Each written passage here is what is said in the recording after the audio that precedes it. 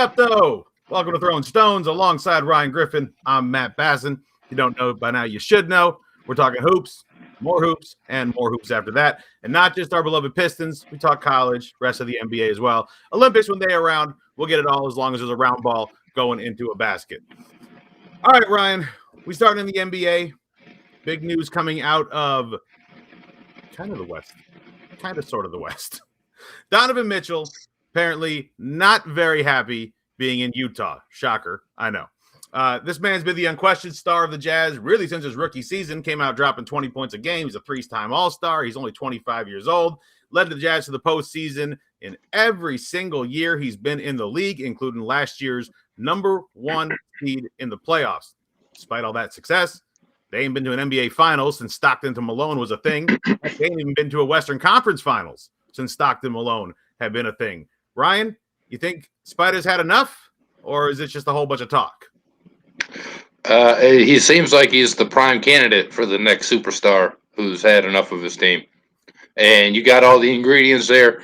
You got the fact that he's been there a while and they haven't had any real success. They've had some really good regular season records. But in the playoffs, for one reason or another, they've ended up flaming out early. They're a team who doesn't get a ton of respect, which probably, takes a little bit of a toll in itself. Like you're this number one seed or this number two seed, and nobody's really taking you seriously. And then you have him and, his co-star, at least reportedly, bumping heads, and they don't always seem like they're on the same page. And, it's just his comments after they blew the 25-point lead to the Clippers, or he just sounded dejected. Like it's literally the same thing over and over again. So that's not something you ever want to hear from your star. And I think for Utah, something's going to come to a head. They're going to have to do something to shake that team up, because the way they're going right now is only working so far, right? They're hitting the ceiling year after year after year. And if Mitchell, kind of recognizes that, then it might be curtains for him in Utah. So, this is a team that started out hot. They're still in a good position right now in the West. They have, they're fifth. They're 48-32. But February and March, both months, they went 10-10. So they've been straight 500 since the beginning of February. So that doesn't make anybody happy when you're on a winning team. No one wants to just play 500 basketball. If you're on a bad team, we'd be ecstatic in Detroit. Teams playing 500 basketball, hell yeah. But a team like this, obviously not. And, the apparently butting heads. Look, we all remember what happened in March of 2020, the COVID fiasco, and Rudy Gobert touching all the microphones right there in front, just kind of having a laugh about it. That was shown, God, how many thousands of times on TV after that? What wasn't shown is that apparently Gobert went back to the locker room and started touching all of his teammates' stuff in the locker room as an apparent joke to Quinn Snyder, their head coach, bringing in health officials to discuss how serious the COVID-19 pandemic really was. So that obviously irked a lot of teammates the wrong way, especially Donovan Mitchell. That definitely got out there for public knowledge.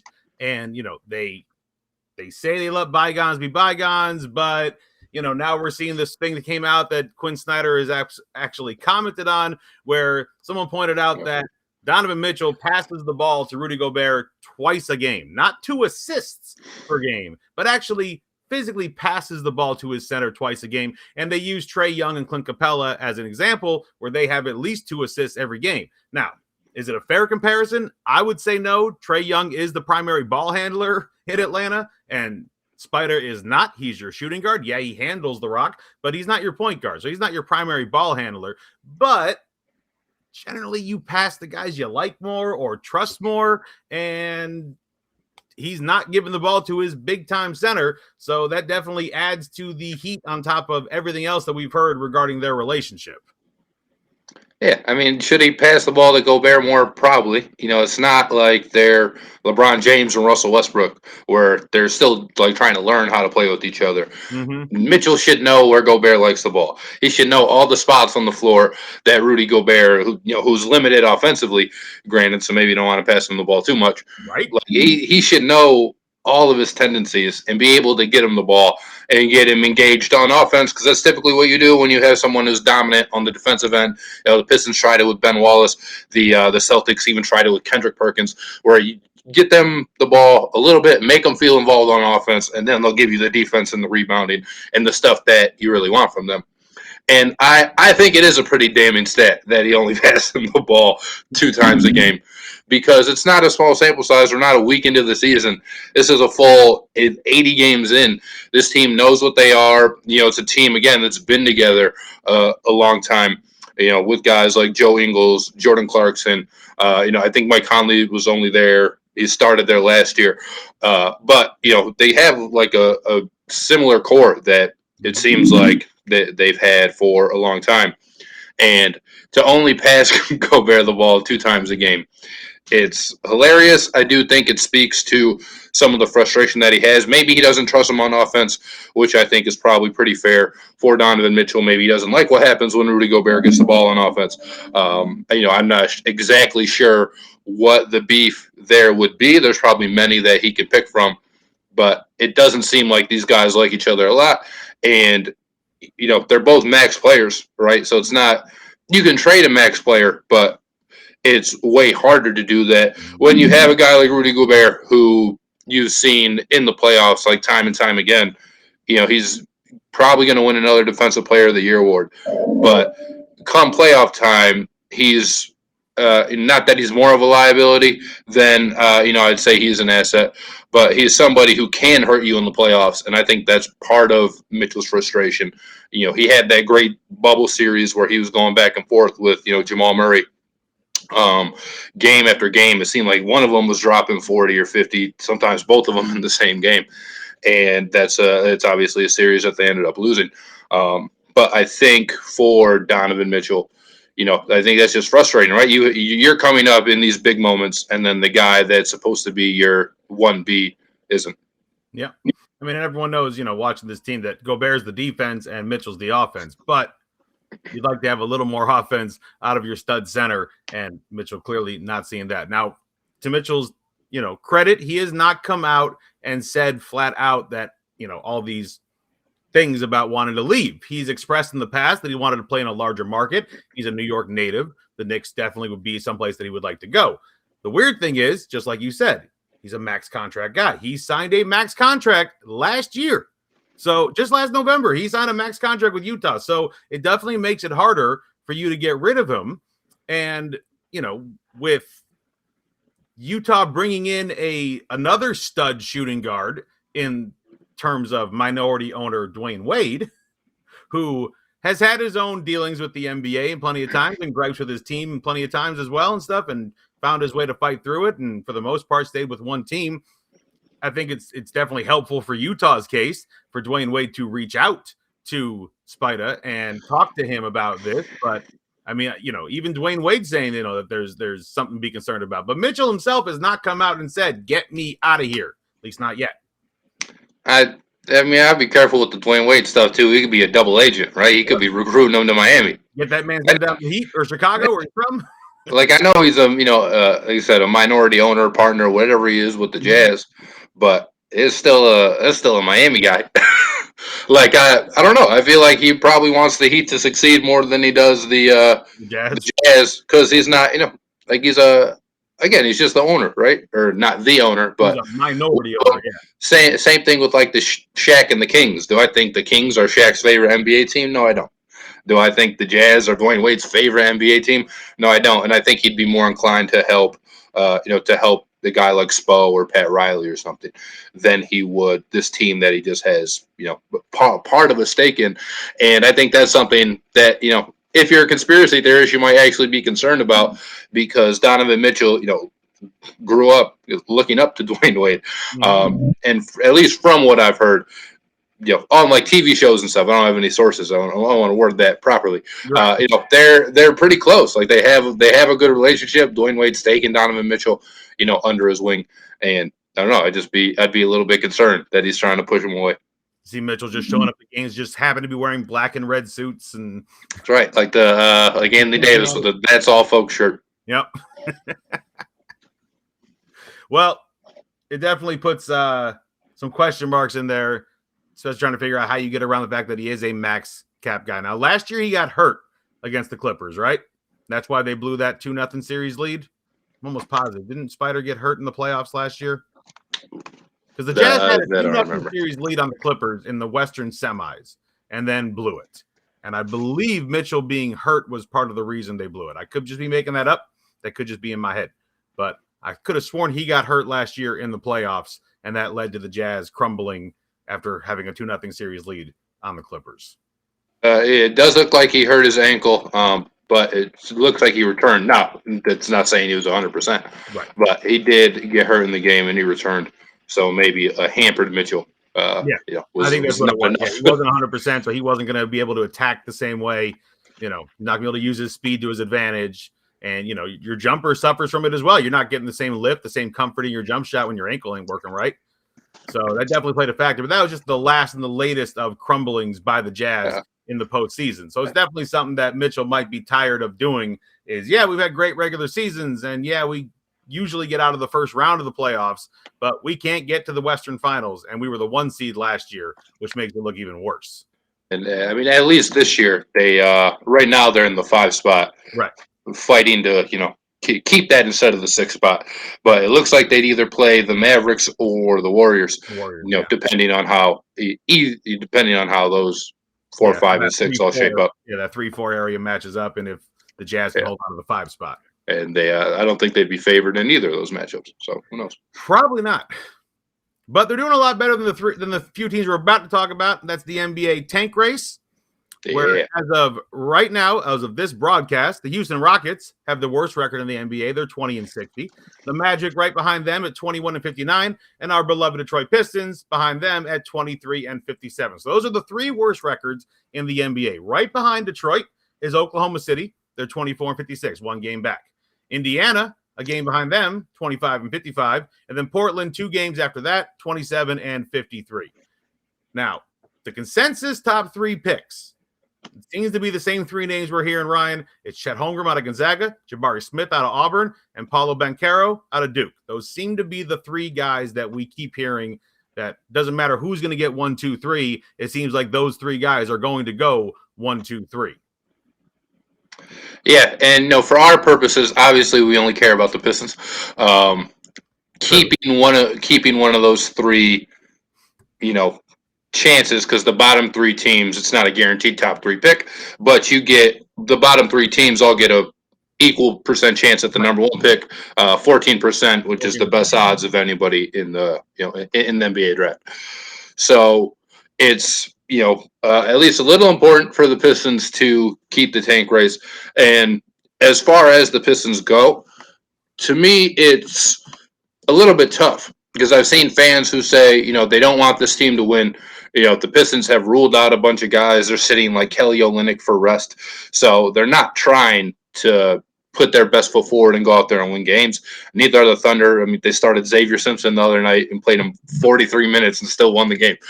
So it's tough for me, man. Anytime you get, I love it.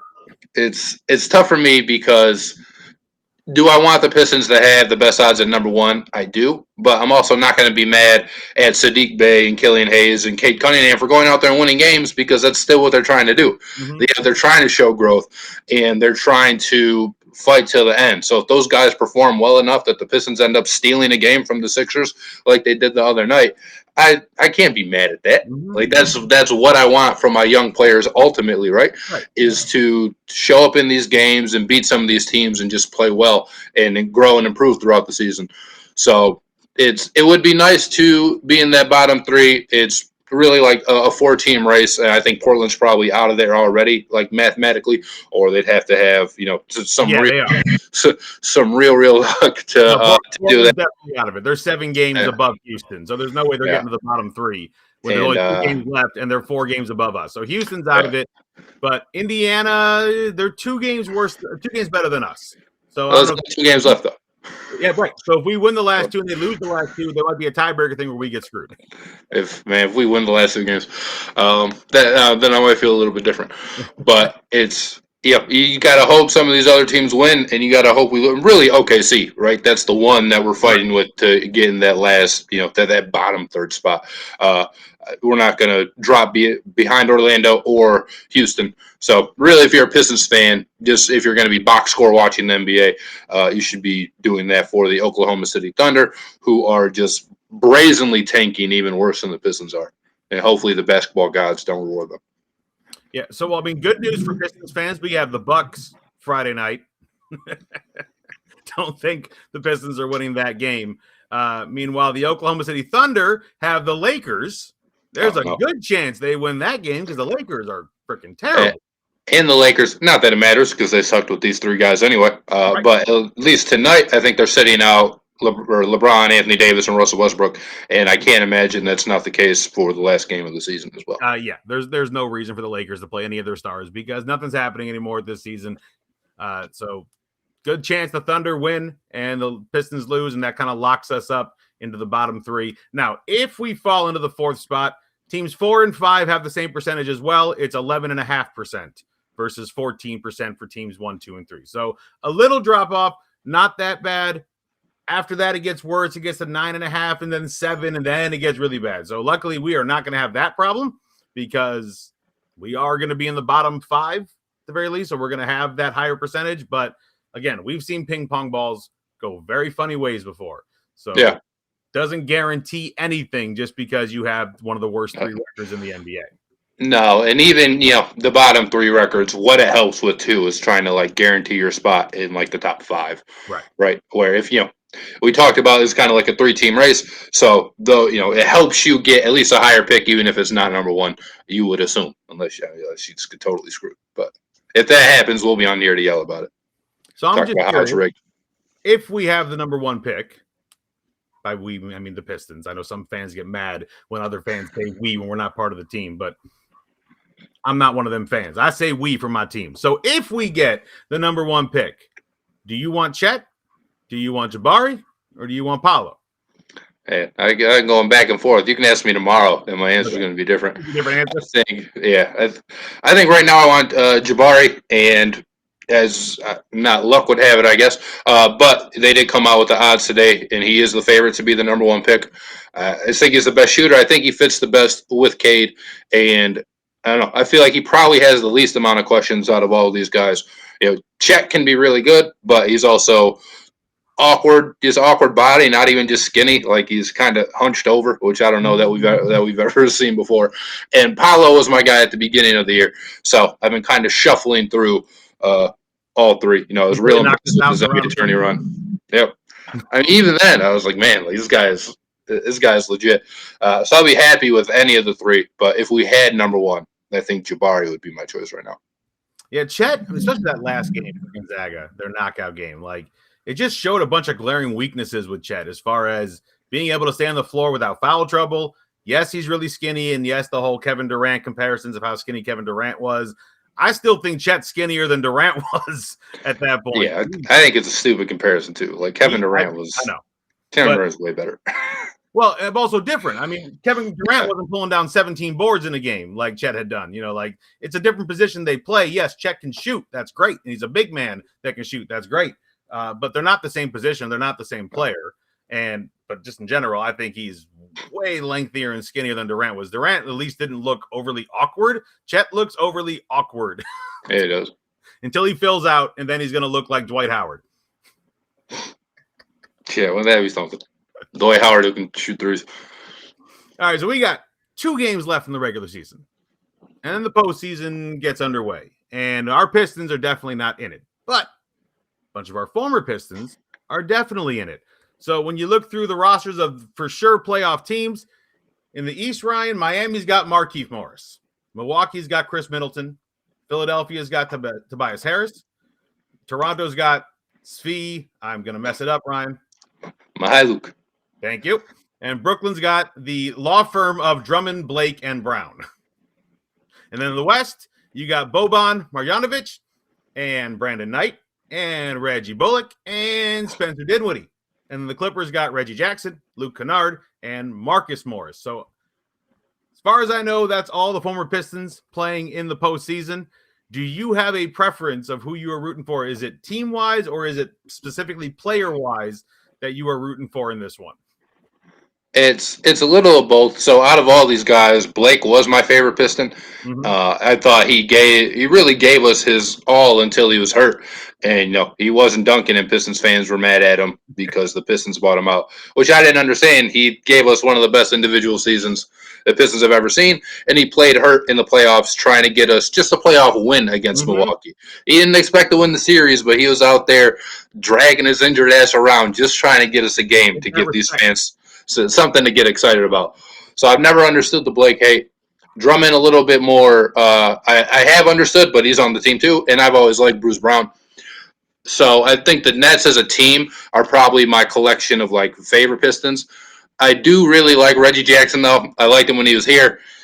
I think one of the few people that liked him when he was here. You were. But he, I thought the Pistons were building something at least with him and Drummond and Tobias, and then Reggie got hurt, and he was never the same player after Half that. of them came back.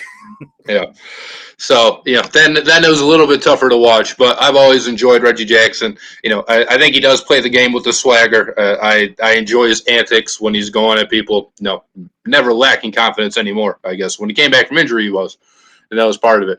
But talking to Russell Westbrook, writing SPG on the sneakers when he was on the Thunder. So that's something I've always enjoyed. But he's on the team with Paul George, who I don't like, and Luke Kennard, who's got some beef with Dwayne Casey, and I'm going to ride with Dwayne Casey in that case. So I think they're out. And Dallas does have 4 Pistons, which is the most out of any of these teams, but they're all kind of cast-offs. I like Boban Marjanovic, Brandon Knights, whatever, Reggie Bullock, whatever, Spencer Dinwiddie. Same type of thing. Milwaukee, Chris Middleton. I know he was a Piston, but he never did anything for me when he was here. The team never had any type of success with Chris Middleton on it. Definitely not his fault, but I think so. For me, I think Blake's the guy I'm rooting for the most. Maybe us having the same last name helps, but he was my favorite when he was in a Pistons uniform, and I think he's on my favorite team because I like Kevin Durant and Kyrie Irving. So for me, it's Bobby and Toby. I love Bobby and Toby. That was just the funniest dichotomy of teammates who became best friends I've ever seen.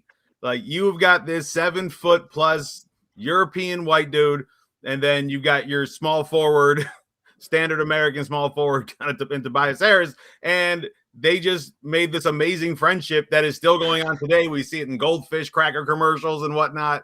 And so I would love to see. It's not going to happen. We're not going to see a Dallas versus Philadelphia final. Like, I really don't think that's going to happen. I would love for it to happen just for that reason, but I don't think it's going to happen. But Boban just cracked me up. But as far as actual like players on the Pistons, I really liked Tobias Harris in a Pistons uniform. I really liked him as a Piston, and I was mad that we didn't keep him. I thought he had the skills to be, one of those guys that could really help us going forward. One of the things I liked about him was that he was learning to become a shooter, and he's one of those guys. It's not really working out as well in Philly. And the reason I thought it would work out better in Detroit is because he's kind of one of those guys that needs the ball in his hand more. And in Philadelphia, it seemed like there was just too many mouths to feed. So he's not getting the ball as much. And so that's why you see that he has those flashes where he's great when they give him the ball a lot. And then when they don't give him the ball a lot for a few games, he just declines because he's not getting as many shots, and his confidence seems to falter off with it. But I always really liked him as a Piston. As far as guys that actually I cared about wearing the jersey, he's probably tops. I was not a big fan of Blake coming here. I didn't hate him or anything. I just, was near the end of his career, and I didn't see the fit. Drummond did a lot for us did a lot for himself. Not really. Not for us, but a lot for himself. He was putting up great stats. We weren't winning with it, but he was putting up great stats as a center. Too bad he's playing in this era of basketball where those stats didn't seem to matter when it came to winning basketball games. But when I look at everyone who's left in the playoffs, outside of the Morris twins, look, I like a little bit of a jerk in my Piston. I was raised with the bad boys, I guess, so it just kind of sticks with me. And so the Morris twins just fit that, description of being a bad boy, of just, causing problems, shoving in the bag, playing a little bit too tough defense. So I did enjoy the fact that both of them ended up wearing a Pistons jersey in their career. But yeah, if I'm picking one, it's Tobias and it's Boban. But I don't think one of them is going to be winning it all. That means you got to root for James Harden, though. Yep, Boban it is. There you go. Easy enough. Yeah, I mean it's kind of funny to see like how many of these guys are on former teams because when they were here, none of the teams were ever really that good. You had the Reggie year where they got swept by the Cavs, and they were like 44-38, which was a really good record for the Pistons at that time. Somehow it only landed them 8th in the East, and yeah, Is that the and year that we gave the Cavs like a battle all 4 games and got yeah, swept out? no, we Yeah. lost. Like we fought them tooth and nail to the end of each game, just couldn't get one win out of it. Yeah. And then I mean, some of the other guys are more bit players, right? Drummond and Blake and Bruce Brown, but I don't know. It's funny to see, just like these collections. I mean, like you said, the Mavs have 4 Pistons that were on the teams from a bunch of teams that weren't ever really any good. Did you know Brandon Knight was still in the league? I knew he was last year. I don't remember this year. No, you did not know Brandon Knight was still in this. I didn't know he was on the Mavs. Go for him, number 7 overall pick. Yeah, but yeah, so all these guys, good for them, leaving the team, trading away, going off to better teams, and being able to play in the postseason. It's unfortunate the Lakers got knocked out, or else Stanley Johnson would have been right on this list. Yeah, we could have had him on this list. That's a shame. That's just a shame.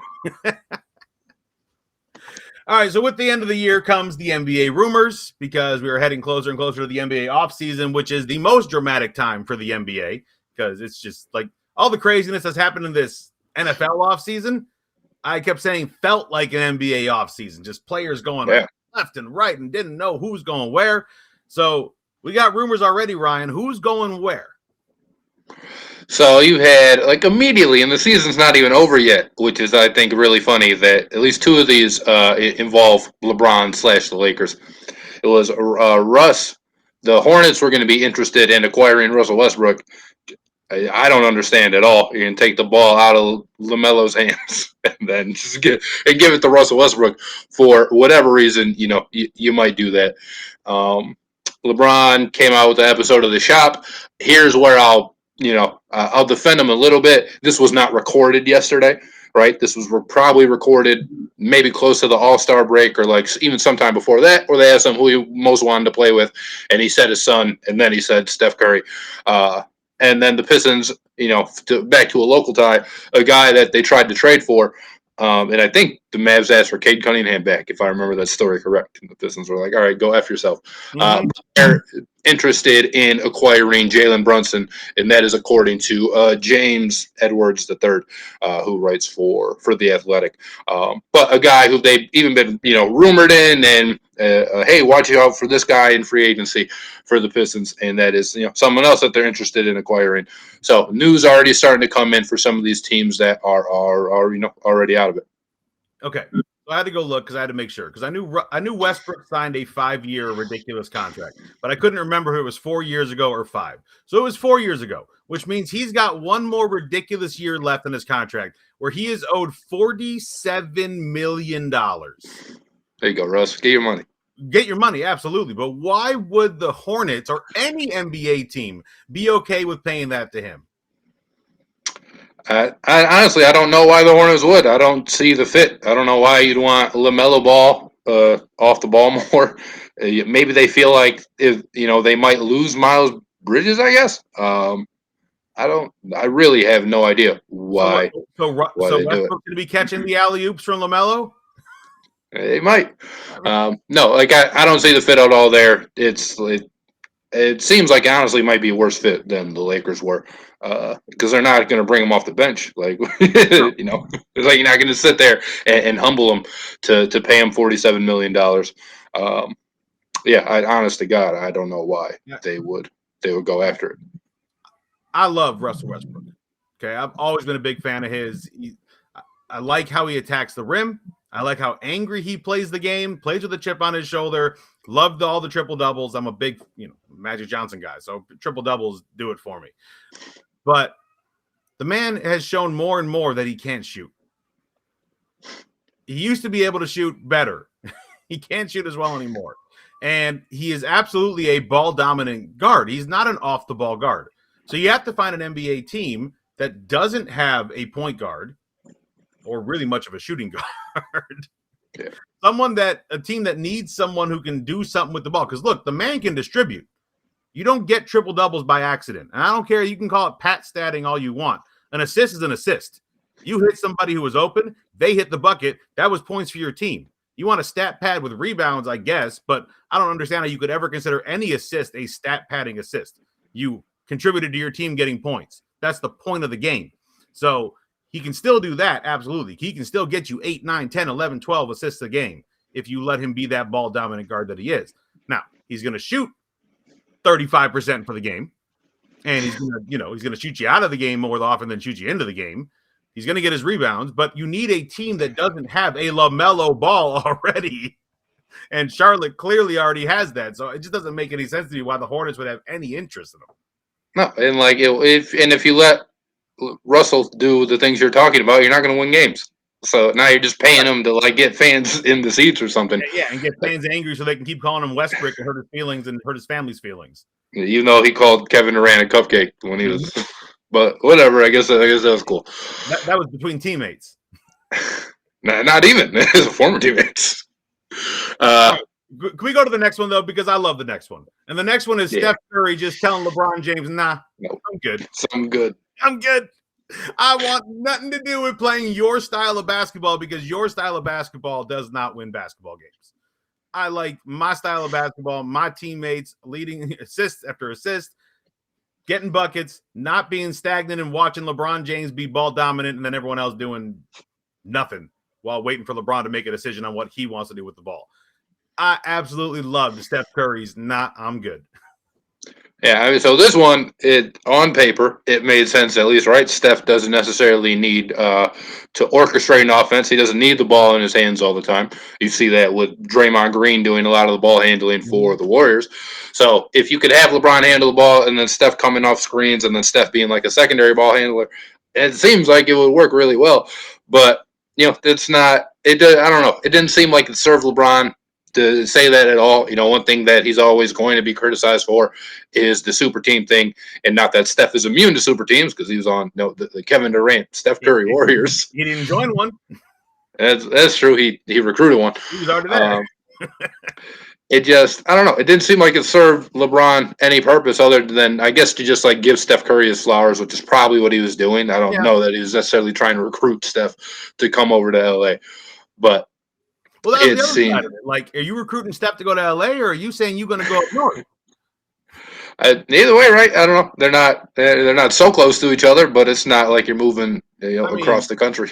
He ain't got to move his family. That's a short flight. That ain't that long of a flight from LA to Oakland, LA to San Francisco. It's about an hour and a half. You up, you down, you good. Keep your house in Bel Air, Beverly Hills, wherever you live in. You know what I learned today, by the way? Like, kind of going off that is the Seahawks practice facility. They have guys who, it's like right off of a lake, so they have guys who will take their boats and like boat to practice. They have like a boat slip at the practice facility. They got a dock. That's awesome. Which is pretty cool. But I mean, back to this. So yeah, the basketball part of it makes sense, but that's not going to happen. I thought it was funny what Steph said too. It's like, no, like we know we played with each other in the All-Star game twice. Yeah. So I guess that counts. But I'm good right now. It seems like he wants to retire a Warrior. I would bet he retires a Warrior. If not, maybe he goes to Charlotte for the last year. It's where he's from. His dad calls the games there. If something can't get worked out with the Warriors, but I don't foresee that being an issue. I think the Warriors will pretty much just give him whatever he wants. Yeah. I feel like the Warriors will do for him what the Lakers did for Kobe. It's like, here's $50 million for your last 2 years for services rendered. We don't have to give you this. It actually hurts our team by giving you this, but we're going to do it anyway because you're Kobe. Like, Steph's going to get that same kind of respect from the Warriors. And I doubt we see him anywhere else. The only team, exactly like you said, Charlotte's the only one that makes any kind of sense for the homecoming. But another one, speaking of LeBron, was, then Brian Windhorst came out today and said, LeBron might want to play with Luka. He did. And like that's funny too, because like who doesn't want to play with Luka Doncic and Stephen Curry? Like, yeah, no duh. Join the list, LeBron. You and everybody else, and everybody else isn't 37 years old. He's the worst GM in the history of great NBA basketball players. It's terrible, man. And like, I don't even care about the super team thing, but yeah, No, I mean, at this point, I don't either. I do care about him ruining one of my favorite franchises in all of sports, though, and that's just not okay. Because what I'm used to is what I grew up with, which was the Pistons too. Lakers. I was used to winning time, not whatever this crap is that's going on in Los Angeles right now with LeBron and his ragtag bunch of old dudes. So yeah, the latest episode drop, and we got some beef. Got some beef in this latest episode, Ryan.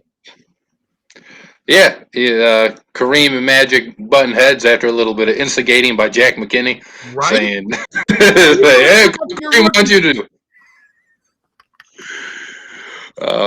Now it was funny. Like, I thought this was probably the best episode yet. It's the most serious. Kareem finding his faith. You're seeing his days as loose Alcindor, walking and really kind of checking Magic Johnson, saying, "I'm sure you think you're hot stuff because you won the one title at Michigan State," and he's like, "I won 3 of them." So so check who you're talking to. Obviously Magic responds with, your old ass. Oh my God, that is one of the like I said, I hope against all hope that Magic actually said that to Kareem, because that was an absolute bar that he dropped on Cap. Yeah, I was reading something, and it didn't say that actually happened, but it obviously took a while for Magic and Kareem to warm up to each other. He said from day one on the court they were like, they meshed well, but I think he said it wasn't until like his 5th or 6th season that like Kareem kind of opened up to him, and they started getting like friendly. So it took them a while to like, I guess personally, start to like each other in the capacity that you probably assume they do now, right? These 2 great teammates, these 2 all-time great NBA players would.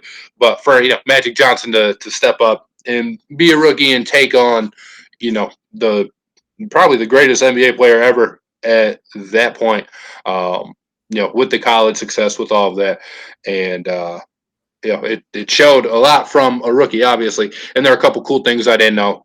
I guess I don't know if they're true. Like if Kareem's dad was a cop, I have no idea. But if not, it was a great choice for the television to, show that dichotomy of what Kareem was going through and, what he was trying to fight for, and his home life. And if it was true, I guess even more props to Kareem. And if it wasn't, just props to the director. It was a great choice. Look, props to the director. People a history lesson on arguably the greatest basketball player of all time. When you talk about entire career, not just pro, but college as well, 3-time NCAA champion, 6-time NBA champion, all-time leading scorer. Just, good luck arguing that someone has a better resume than Kareem Abdul-Jabbar. But to understand and learn about this man, for people that don't know, and learn why he is the way he is, because, he was an angrier dude. He definitely was. He was angry at, the plight of his people in this land. And, God, did they hit the nail on the head? And they're showing like Martin Luther King speech, and then bam, Martin Luther King's been shot.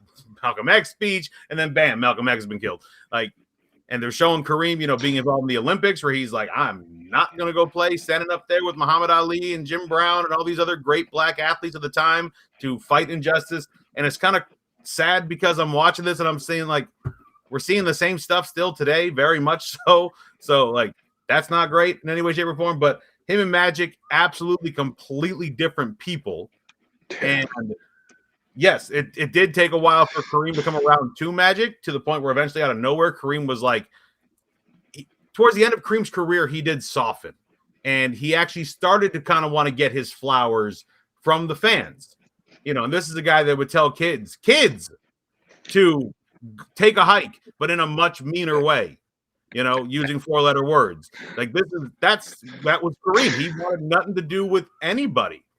And I don't know if they're going to touch on this in the show later on, because it doesn't happen in this first season. And it seems like, when I say first season, I mean first season with Magic as a rookie with the Lakers, because it seems like, I think we're only going to get 10 episodes out of this show for this first season. And so it's really just going to be, I think, the first season of the NBA for them together. But years later, like I think 2 or 3 years later, Kareem's house burns down. Okay. He loses like old Qurans. He loses literally thousands of jazz records. Like he lost a ton of stuff. His girlfriend and his child got out safely, but he lost a ton of stuff. And like that next like year of basketball, whatever towns they would go to, like fans would show up out of nowhere and give Kareem different things, jazz albums or whatever. And I think that helps soften Kareem a little bit to be like, not everybody wants a piece of you. Like, yes, they are enamored with you because you are so great at this game. And it's easy to spot you because you're 7'2". But not everyone wants a piece of you and just wants you to do something for them. Like, people are good people in general out there, and they're showing him this. And it kind of softened him to the point where he actually even talked to Magic about, like, I want to do what you do. And Magic's like, you don't want to do what I do. What I do is talk to anybody and everybody, smile all the time, sign autographs. Well, like, that's not you, Cap. But how you going to be Jack McKinney and tell your rookie that your captain said he wants you to start taking up a larger role? Like, and how is Magic? Are you going to believe that, man? Oh, yeah. Come on, Magic. How Kareem's acting? You going to believe your head coach when he says Kareem wants you to take a larger role? You did Michigan State dirty with that one. There's no way you should have believed that. No way you could have believed that. And then it's insane. The ending to this last episode was, I mean, you seen Zombieland? Yep. It looked like the intro to Zombieland when like people were like dying, escaping zombies in different ways. Like, man, just riding a bike and just bam. Oh, well, like I didn't know that happened, and the show left it pretty ambiguous on whether or not he was dead. Mm-hmm. Spoiler alert, I guess. I looked it up because I was curious. I was like, "There's no way this MFer just died." Like, what? That'd be insane. But it was nearly fatal for Jack McKinney that ended up happening. So he didn't die, at that part. But yeah, the Lakers were 9-4, where it seems like they're going to be 9-4 in the show. I think they're keeping that, from the previews of next week. I think that was the part that I mentioned, or something like after 13 games, da da da da da. But I thought he was dead. I wasn't sure what happened, but so I looked it up, and no, bike accident, nearly fatal, but it didn't kill him. So I was at least glad to hear that. Yeah, it messed him up really good, though. Like, he came back to coaching years later for, I think, the Pacers, but he wasn't the same. Like, he was never the same. His memory was shot. He couldn't remember things at all, and then things would come and go. It was almost like a dementia-like situation, but he was, unfortunately, never the same after that, and it's an absolute shame because, I mean, at least Pat Riley has the integrity to tell people, I didn't come up with Showtime. I took it and ran with it. I didn't come up with Showtime. Jack McKinney did. Yeah, it seemed like they all kind of gave him credit, right? Whether it was Kareem or Magic. Pat Riley said, he could have won 5 or 6 championships with the Lakers, like his damn self, like he was that good of a basketball coach. So I am glad that the people who are at least around at that time, don't try to erase him from history, like the macro level of NBA history will, because he didn't even really win one championship, right? It was Paul Westphal, and then Pat Riley won 4 more with the same team, just based on that style that he adopted. And that's obviously going to get lost in NBA greater history.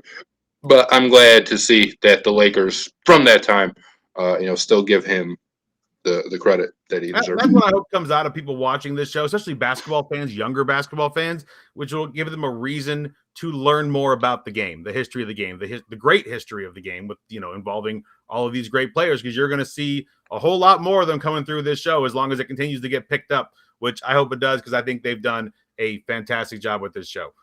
And there's shoehorn Kobe. Oh yeah, I mentioned little baby Kobe. Young 1-year-old Kobe at that first game for the Clippers and the Lakers to start Magic's rookie year. All right, before we jump, got to remind you, like and subscribe wherever you can find us. That would be Facebook, Twitter, Instagram, TikTok, episodes on YouTube, as well as DetroitSportsNation.com. For Ryan Griffin, I'm Matt Basson. We're Throwing Stones. Thank you for hanging out with us. We'll see you guys again real soon. That's right. Go Thunder.